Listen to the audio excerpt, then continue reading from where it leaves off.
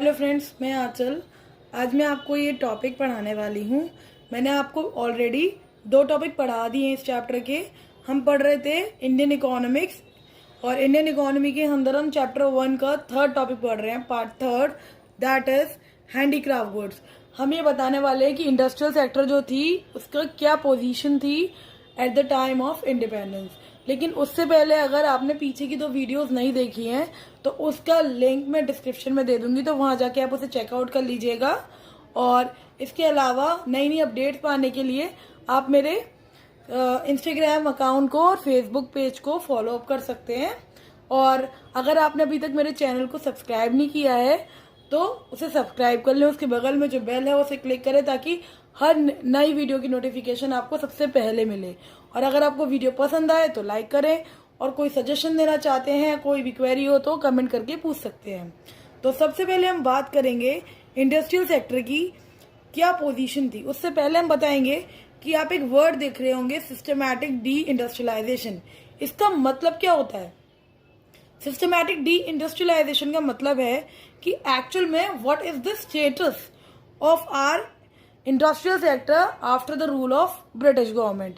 मतलब British government के rule के बाद हमारा जो इंडियन पोजीशन है, इंडियन सेक्टर, इंडस्ट्रियल सेक्टर है, उसके बारे में क्या उसका स्टेटस रहा, कैसे कैसे वो डाउन अप हुआ और हैंडीक्राफ्ट धीरे धीरे कैसे खत्म हो गया, इस सब के बारे में आज हम पढ़ेंगे। तो सबसे पहले आप स्क्रीन पे एक डायग्राम देख रहे होंगे। उससे पहले उस पर एक हेडिंग लिखी हुई है, that is causes decay of handicraft. क्या रीजन रहे कि हैंडीक्राफ्ट जो है बिल्कुल खत्म हो गया। आप सभी जानते हो कि हमारे यहाँ हैंडीक्राफ्ट प्रोडक्ट्स बहुत ज्यादा यूज किए जाते थे पहले के टाइम में, और आज भी वो यूनिक माने जाते हैं। और इसकी जो प्राइस होती है वो भी काफी हाई होती है। अगर आप खरीद रहे हो, it's like an antique for us, हम जानते हैं। तो इसीलिए हम इसके बारे में बात कर रहे हैं। तो सबसे पहले हम बात करते हैं पहला point, that is discriminatory policy, और the other name is tariff policy of the state. ये जो पॉलिसी थी ये 2 जनों के बीच में थी, और इसमें एक तीसरा अदर पर्सन था। वो हम तीनों के बारे में बात करेंगे। सबसे पहले इंग्लैंड गवर्नमेंट। इंग्लैंड गवर्नमेंट को आप जानते हैं, जब हमारा ब्रिटिश इंडिपेंडेंट, मतलब ब्रिटिश रूल चल रहा था, जब हम इंडिपेंडेंट नहीं होते तो ब्रिटेन गवर्नमेंट हम पे राज करती थी, इंग्लैंड गवर्नमेंट हम पे राज करती थी। तो वो हमारी इंडिया और हमारी अदर कंट्री, ठीक है, तो ये तीनों का जो था इनका सबमिशन था। अब आप जानते हो कि ये क्या करते थे। इंग्लैंड गवर्नमेंट क्या चाहती थी? इंग्लैंड गवर्नमेंट ये चाहती थी कि उसका फायदा, और इंडिया को वो बिल्कुल भी फायदा देना नहीं चाहती थी। तो उसने क्या करा, वो हमारे पास से, हमने जैसे पहले टॉपिक में पढ़ा था, पहली वीडियो में पढ़ा था, 2nd एपिसोड के अंदर पढ़ा था कि जो हमारा एग्रीकल्चर सेक्टर था इसमें वो फार्मर से क्या उगाते थे? इंडिगो उगाते थे। तो अब वही इंडिगो वो रॉ मटेरियल की तरह यूज करते थे। जब वो उसे रॉ मटेरियल की तरह यूज करते थे तो वो रॉ मटेरियल लेके जाते थे और हमारे पास फिनिश गुड्स लेकर आते थे, ठीक है। रॉ मटेरियल लेके जाते थे और हमारे पास क्या लेकर आते थे? फिनिश गुड्स लेकर आते थे, इंडिया में इंपोर्ट करते थे, और फिर उस पर पैसे चार्ज करते थे। जबकि इंडिगो हमने उगाई है तो हमको तो उसकी कॉस्ट लिमिटेड होनी चाहिए। रॉ मटेरियल वो हमारे यहाँ से लेकर गए हैं, फिर भी वो हाई टैक्स के साथ, मतलब जितना वो लगा सकते थे उतना टैक्स वो लगाकर हमको बेचते थे। अब क्या होता था कि जो क्लोथ या जो चीजें हम बनाते थे हैंडमेड, वो ज्यादा हाई कॉस्ट की होती थी, और जो ब्रिटेन गवर्नमेंट और इंग्लैंड गवर्नमेंट लेकर आ रही थी वो कॉस्ट जो थी वो सस्ती थी, जिसकी वजह से जो मशीनरी प्रोडक्ट्स थे ज्यादा ड्यूरेबल थे, इजी टू हैंडल थे, उनकी प्राइस लेस थी, इजीली अफोर्डेबल थे। तो इसीलिए क्या हुआ कि लोगों ने उसको ज्यादा परचेज करना चाहा। अब क्या होता था, जो इंडिया थी वो अदर कंट्री अगर मान लीजिए उससे डिमांड कर रही है तो ब्रिटेन गवर्नमेंट चाहती थी कि वो सिर्फ हमारे गुड ही खरीदे। तो उस केस में क्या होता था, उस केस में इंग्लैंड गवर्नमेंट और ब्रिटेन गवर्नमेंट हम कह सकते हैं, वो क्या करती थी, इतना हैवी टैक्स लगाती थी हमारे हैंडीक्राफ्ट गुड्स पे कि अदर कंट्री उसे खरीदने से मना कर देती थी, ठीक है। ऐसे करके क्या हुआ, अदर कंट्रीज में हमारे हैंडीक्राफ्ट गुड्स बिकना बंद हो गया, धीरे धीरे ये खत्म हो गया सिलसिला।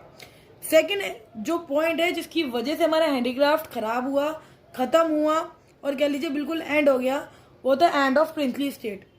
एंड ऑफ प्रिंसली स्टेट का मतलब है, क्या होता था, पहले प्रिंस जो थे वो हैंडीक्राफ्ट गुड्स को बहुत ज्यादा क्या कहते हैं, आप कह सकते हो बहुत ज्यादा इंपॉर्टेंस प्रोवाइड करते थे।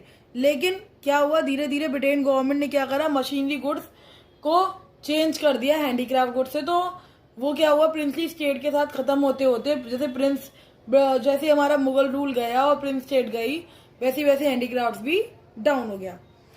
ठीक है, अगर हम बात करें थर्ड पॉइंट की, तो जो थर्ड पॉइंट है इसके बारे में अगर हम बोलें तो ये है competition with machinery products. Handicraft goods का कंपटीशन करा गया मशीनरी प्रोडक्ट से।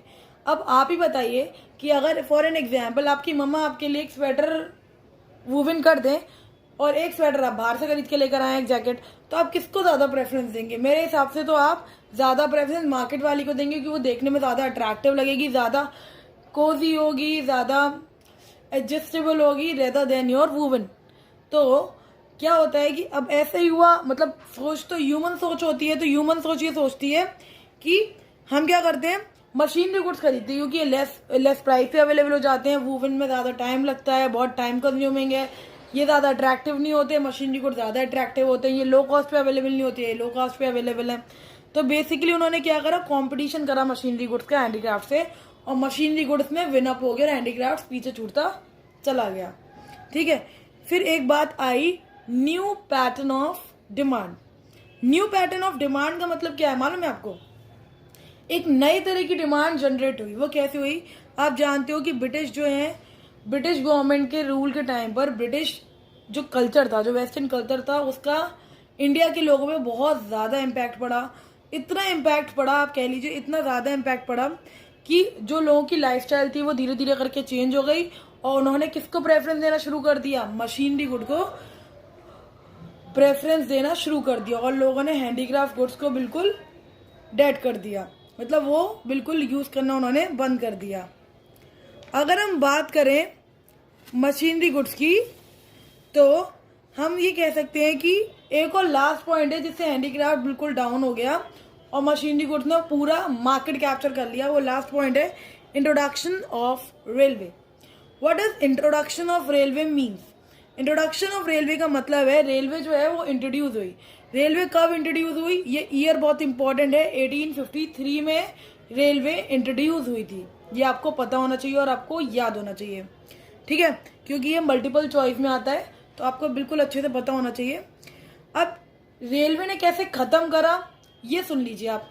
रेलवे ने ऐसे खत्म किया कि जैसे ब्रिटिशर्स जो थे, उन्होंने जो प्रोडक्ट्स बनाए, तो उन्होंने ट्रांसपोर्ट के सहारे, वो पहले क्या होता था, आउटर एरिया में ही जा पाते थे जो मशीनरी गुड्स थे, लेकिन जैसे जैसे रेलवे इंट्रोड्यूस हुआ तो वो कंट्री के सारे हिस्सों में, सारी सिटीज़ में वो गुड्स ट्रांसपोर्ट होने लग गए, जिससे क्या हुआ, अब ये लो कॉस्ट के थे, तो इस वजह से लोग उसको प्रेफरेंस देने लग गए और धीरे धीरे ये ख़त्म ही हो गया। हैंडीक्राफ्ट गुड्स की बिल्कुल डिमांड डाउन हो गई और मशीनरी गुड्स ने कंपटीशन में विन कर लिया, ये कह लीजिए आप। तो धीरे धीरे ये मेजर रीजन थे जिसकी वजह से हमारे जो मशीनरी गुड्स थे उनको ज़्यादा प्रेफरेंस दी गई rather than the handicraft goods. अगर आपको वीडियो अच्छी लगी हो तो लाइक करें। आप मेरे चैनल पर जाके और भी वीडियोस देख सकते हैं इसी के रिगार्डिंग, और आप जो भी एक्स्ट्रा क्वेरीज या कोई भी अदर वीडियो आप चाहते हैं मैं बनाऊं, तो उसके बारे में आप मुझे कमेंट सेक्शन में बता सकते हैं। वीडियो में अगर आप कोई सजेशन देना चाहते हैं तो आप दे सकते हैं, आप उसे कमेंट बॉक्स में बता दीजिए। Thank you, be safe, stay home.